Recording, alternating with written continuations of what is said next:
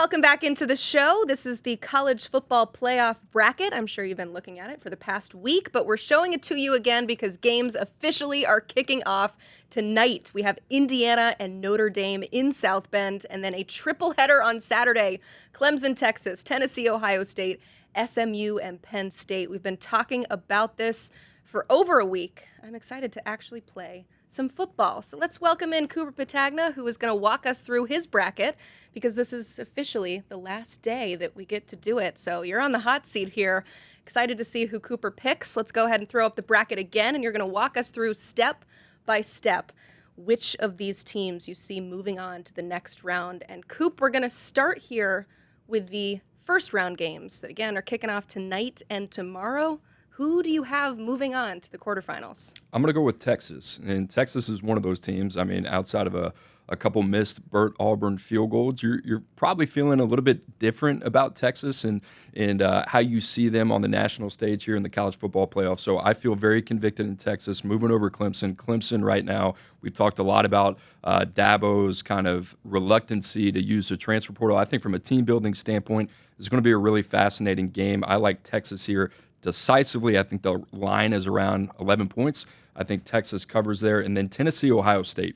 This game's going to be really interesting just in terms of cold weather game. You got Tennessee going up a little bit more north. But I like Tennessee here. I like the running game. I like Nico Iamaleava. Ultimately, at the end of the day, you talk about the play caller and Josh Heupel. You talk about Dylan Sampson at running back. I think Tennessee, what they've done defensively as well. And then with Ohio State, you think about, all right, games against Michigan, obviously the last couple years, what that has looked like, these physical games at the point of attack. I think Tennessee is more up to snuff in this game. And if you're Ryan Day, it's going to be a really, really icy offseason if you don't get out of the first round of the playoffs. So we'll see what happens there. So you're not worried about the California kid, Nico, going to what's projected to be 15-degree temperatures. You think he can still have some success there? I think so. And like I said, ultimately at the end of the day, I'm a big fan of Will Howard, what he brings to the table. I think the legs will be a big piece of this as well. But Tennessee, I think they're one of those teams. They're extremely capable through the air. We haven't seen it consistently. And then Ohio State, I mean, from a talent matchup, I love this matchup just in terms of what we're going to see top to bottom. But Tennessee is just one game. And like I said, I think they're going to lean on that running game. And then defensively, they've been stout all season. So excited to see that matchup. Yeah, two really good defenses there. Let's move down to the bottom portion of the bracket. A few more first-round games that we want to get to. Who do you have moving on here? I like Penn State here, and, I think they're the easy pick. But, the thing about SMU, and I'll talk a little bit about Indiana a little bit later, but SMU, I think they're one of those teams. They lose the conference championship game against Clemson.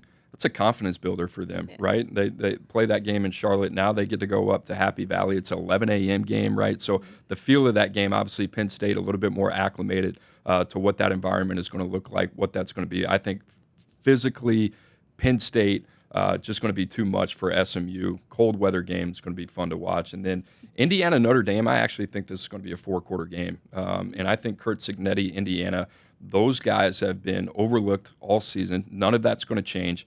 I like Notre Dame here. This is a big couple weeks for Marcus Freeman in this program. We've talked about, all right, what does it take for Notre Dame to take the next step? They've been here before. You have to win one of these games, then potentially find yourself in a matchup with Georgia.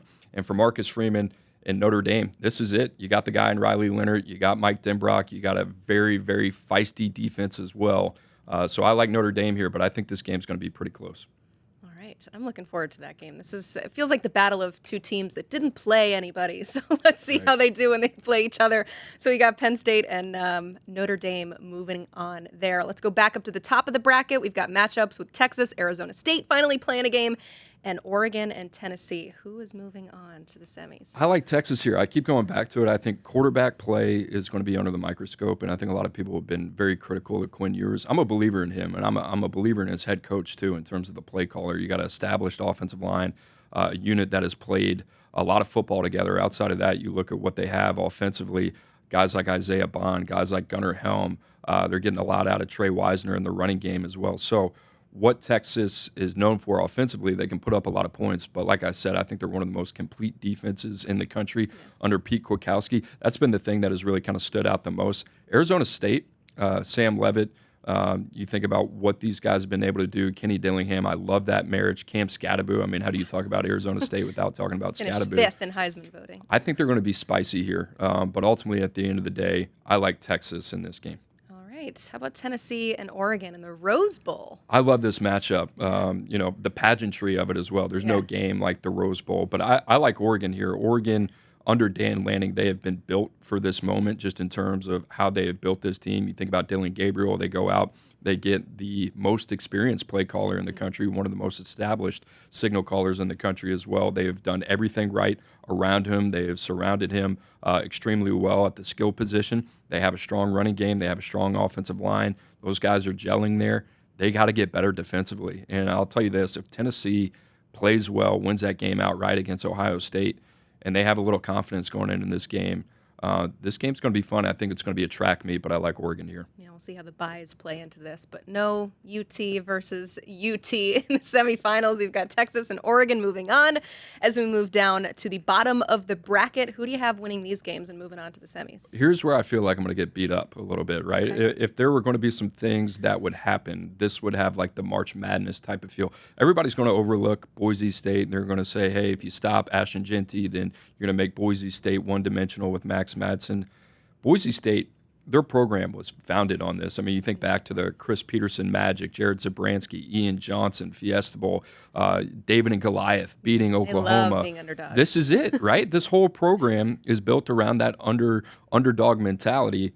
That being said, you go back, you watch some tape on Drew Aller. I think he's starting to figure it out. I mean, this is a guy that is playing himself into a day one NFL draft choice. I know he's coming back for another year. But I like the way he's playing. I like the way the Nittany Lions are playing. You know, I talked about SMU losing that title game. Penn State's one of those weird teams where it seems like they haven't got over the hump against elite competition. They haven't beat Ohio State. They hadn't beat Oregon. Not beat top 5 opponents. But I look at that Oregon game, and even though they trailed significantly at times and they came back and they made it close, it's a confidence builder for them. So I like Penn State in this game. Okay. How about Notre Dame and Georgia? I feel like there's some massive brands in this one. Here's the upset here. I'm going to go with Notre Dame, and it's Okay. a little bit of a shock, right? And if you had to play this game 10 times, I think Notre Dame would maybe win 2 or 3. And here's the thing. You watch Georgia all season, what they look like. It seems like they have just been kind of threading the needle a little bit, even when Carson Beck was healthy. Yeah. Now you got Gunnar Stockton coming in, and obviously he gave them a little bit of life. But this is going to be really fascinating. I talked about Notre Dame, that defense. This defense is tough. They're legit. You throw them on against Texas A&M, and I get it as the first week of the season, but they've gotten better and better. And obviously what they have in the secondary, Christian Gray, guys like Xavier Watts, they're fast and flowing laterally as well. So Notre Dame here, they're going to have to play a complete game. I mean, there's no ands, if, or buts about it. Riley Leonard, what do you get out of him? It's just one performance. But I talked about Notre Dame on the national stage, and how does Marcus Freeman take that next step from, we're a playoff contender to national championship contender. You find a way to get by Indiana, have a neutral site game against Georgia. You have their backup quarterback. This is a team that's lost twice this year in Georgia. Jalen Milroe, Jackson Dart. It's going to take some high-level quarterback play. I do think Notre Dame is capable. My biggest concern, I love what they have at running back. Who's going to get it done? Jaden Greathouse, one of those guys, is going to have to step up at the receiver position for Notre Dame to make some plays. But Georgia's susceptible, so we'll see. Yeah, ever since losing to Northern Illinois, Notre Dame has just been winning and dominating opponents. I think a lot of people are writing Penn State in Sharpie to the semifinals based on the fact that they play 2 lower-ranked teams. But the Notre Dame one, I like it. Switching it up a bit. Okay, let's go to the national championship. Which team will be represented between Texas and Oregon in the Cotton Bowl? I like Texas here, playing in their home state. I think Texas, it's all about college football is different from the standpoint of, you got a 2-loss Texas. They lost to Georgia twice.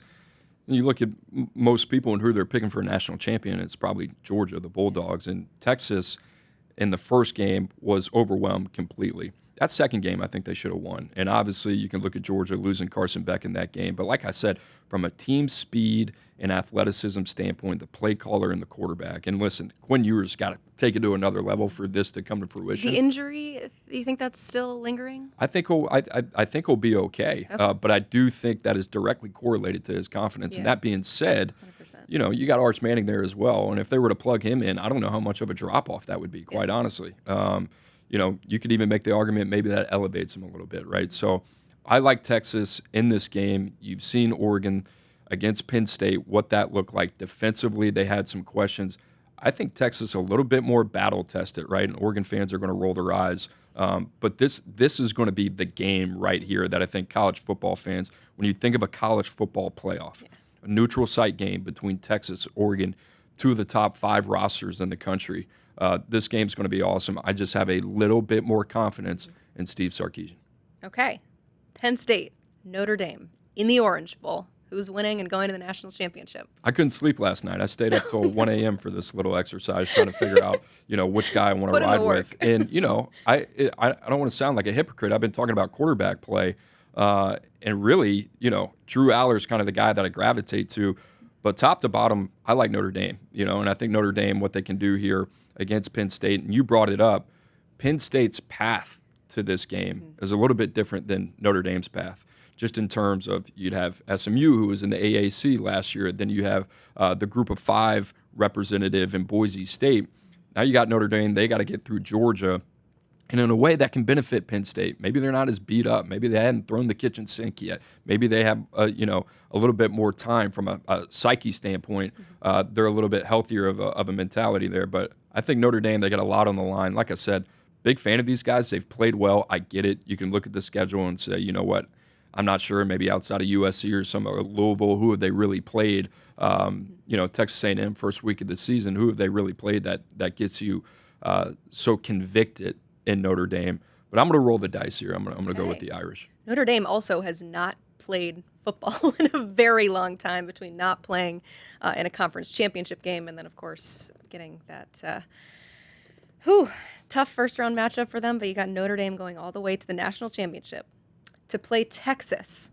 I don't know if I've seen this. I've seen a lot of people walk through their brackets, and this is maybe a first for me, but you're not done yet. We're changing it up. National champion. Pick your national champion. Somebody put this helmet. Have props. Somebody put this helmet under my tree. I'm going to go with Tejas here. There we go. I'm going to go with Matthew McConaughey, my guy. Minister of Culture. One of my favorites. He's the man. But I'm going to go with Texas. And like I said, I think from a talent standpoint, and the majority of the time, that's the way that I'm looking at it. And, what they have been able to do, I think about, guys on defense, Jahdae Barron, you think about Anthony Hill, you think about the pass rushers and Trey Moore, Colin Simmons, a young guy. You look at the receivers, like I said, Isaiah Bond, Matthew Golden, Silas Bolden, they're starting to get going. Gunnar Helm. The running game is there as a complement. You have a first-round left tackle in Kelvin Banks. They just seem like a team that if they hit their stride, they're going to be very, very difficult to defend. And there's a couple teams like that. Oregon's one of those teams. Tennessee's one of those teams. Ohio State's one of those teams. I mean, we're talking about some of the most talented rosters, but who is the team right now that maybe has built up a little bit of scar tissue during the season, can learn from that and apply those lessons in real time? And I look at Texas, and everybody's discounting them because they lost the SEC championship, and they lost to Kirby Smart, and he's going to have multiple NFL draft picks on that defense walking around. But Texas, top to bottom, and here's the other thing. They're going to play some close games. They better get that kicking game right. Bert Auburn missed a couple critical field goals, and this could come down to a couple points here. So I'm including that into that conversation as well. And if that's right, I think Texas is going to be really, really hard to beat. And for Notre Dame to be on this stage, Notre Dame belongs on this stage in college football. I think it would be a hell of a testament to Marcus Freeman, the job that he has done since he has taken over for Brian Kelly. And to be at this point, it'd be a great test for his football team. But, it'd be pretty awesome to see. Yeah, you say defense wins championships. This national championship game will have fantastic defenses, but Texas has been far and away one of the most outstanding units all season long, even when that offense isn't quite rolling like it should be, which you have faith in Steve Sarkisian to figure that out. But their defense has always been fantastic. All right, Cooper Patagna picking Texas over Notre Dame in the national championship. If you want more Coop, you can check him out on the 105 podcast. He and Andrew Ivins have you covered on Mondays and Wednesdays. You can watch by scanning that QR code or listen wherever you get your podcasts. We'll get you the latest news in college football coming up next.